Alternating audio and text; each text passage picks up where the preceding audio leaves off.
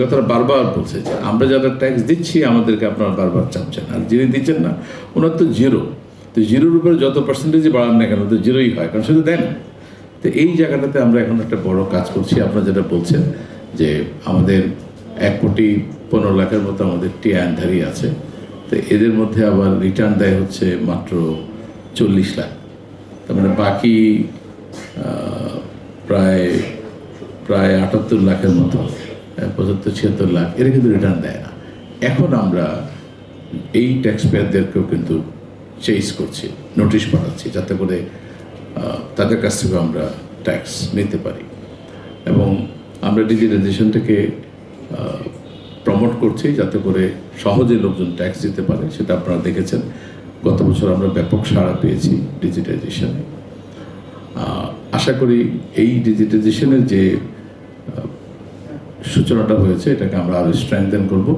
ফলে সাধারণ ট্যাক্স পেয়াররা যে কমপ্লেন করে যে ট্যাক্স দিতেই পারছি না, অনেক কঠিন, নিয়মকানুন কঠিন। নিয়মকানুন লাগবে না, কারণ আমার সিস্টেমের মধ্যে নিয়মকানুন সব দেওয়া আছে। আপনি শুধু ইনফরমেশন দেবেন, অটোমেটিক্যালি ট্যাক্স কালেকশন মানে ক্যালকুলেশন হয়ে যাবে, তার ভুল হওয়ার সম্ভাবনাটা কম। আমরা আগামী বছর থেকে চেষ্টা করব আমাদের কর্পোরেট ট্যাক্স রিটার্ন যেটা, সেটাকে যাতে আমরা অটোমেটেড করতে পারি।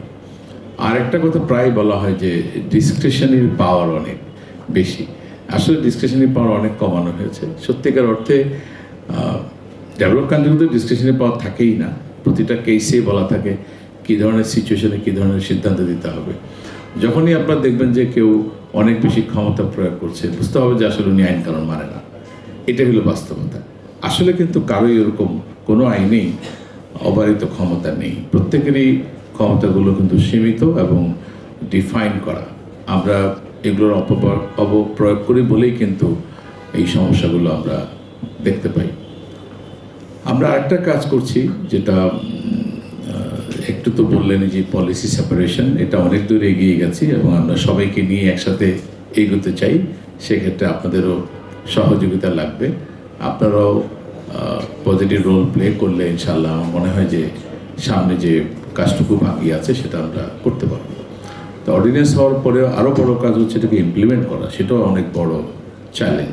সেই চ্যালেঞ্জটুকু আমাদের নিতে হবে।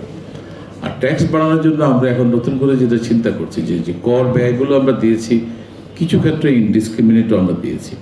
তো সেটাকে আমরা কীভাবে কমাতে পারি, এইবারের বাজেটে আপনারা সেটা দেখতে পাবেন, আমরা কিছু কমাবো। অ্যাট দ্য সেম টাইম আমরা একটা আমাদের মাননীয় অর্থ উপদেষ্টা মহোদয় নির্দেশনা দিয়েছেন একটা ট্যাক্স এক্সামশন পলিসি তৈরি করতে, যেই পলিসিটা আইনে রিফ্লেক্ট হবে। এবং সেখানে আমরা বলছি যে সরকার অথবা জাতীয় রাজস্ব বোর্ড কোনো ট্যাক্স এক্সপেন্ডিচার অ্যালাউ করতে পারবে না, এই ক্ষমতাটা পার্লামেন্টের হাতে যাবে। তার মানে হচ্ছে যে কারোর সাথে একটু ভালো সম্পর্ক আছে অথবা একটু ভালো মতো কনভিন্স করতে পারলাম আর আমি একটা এক্সামশন পেয়ে গেলাম, এই রাস্তাটাও কিন্তু সামনের দিকে খুব কঠিন হয়ে যাবে। আমরা সেই ধরনের পলিসির দিকেও আমরা যাচ্ছি।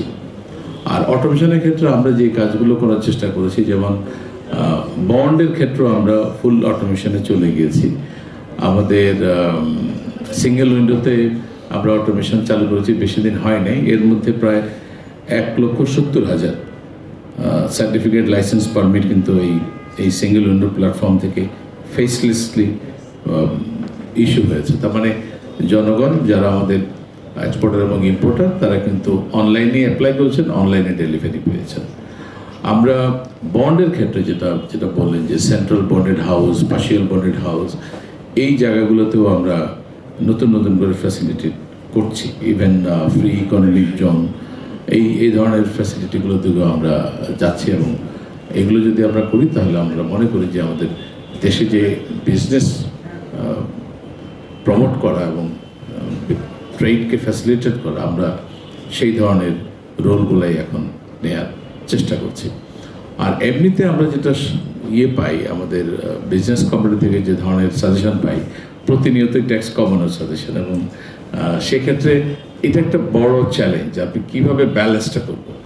একদিকে যেমন বিজনেসকে সহজ করতে হবে, অন্যদিকে ট্যাক্স কালেকশনও বাড়াতে হবে। ট্যাক্স কালেকশন না বাড়ানোর কোনো উপায় নেই। বাংলাদেশের ইকোনমি নিয়ে আপনি যত আলোচনা করেন দেখবেন যে শেষ কনক্লুশনটা হচ্ছে আমাদের ট্যাক্স বাড়াতে হবে, নিজস্ব আয় বাড়াতে হবে।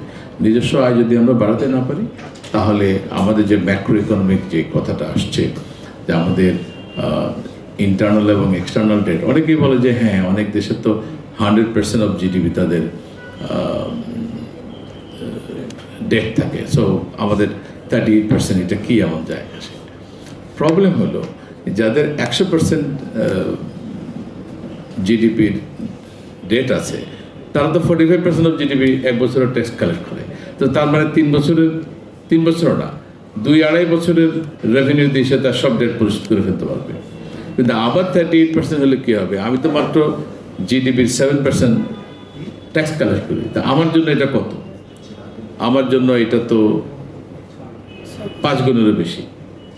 তার মানে আমার তো 5-6 বছর লেগে যাবে। 5-6 বছরের টোটাল ট্যাক্স কালেকশন দিয়েও তো আমি আমার লোন শোধ করতে পারবো না। অন্যরা যেখানে 2 বছরে পাচ্ছে, 100% হওয়ার পরেও সে 2 বছরে শোধ করে দিতে পারবে তার রেভিনিউ আর্নিং দিয়ে। আর আমার 38% হওয়ার পরেও আমার 5 বছরের বেশি লাগবে, বিকজ আমার তো জিডিপির অত পার্সেন্ট রেভিনিউ কালেকশন হয় না। তো এই কারণে আমাদের এই বিষয়গুলো খেয়াল রাখতে হবে, এবং এটা আপনারা সবাই বুঝেন না যে তা না। আমাদের সবচেয়ে বড় প্রবলেম হচ্ছে গভর্নেন্স ইস্যু প্রতিটা জায়গাতেই। আমাদের যার যে কাজটা ঠিকমতো করার কথা আমরা সেভাবে করছি না, এবং প্রতিটা জায়গাতে আমাদের সিরিয়াস ডেভিয়েশন আছে, এবং সেই ডেভিয়েশনগুলোর কারণে আমরা কিন্তু প্রত্যেকটা জায়গায় সাফার করছি।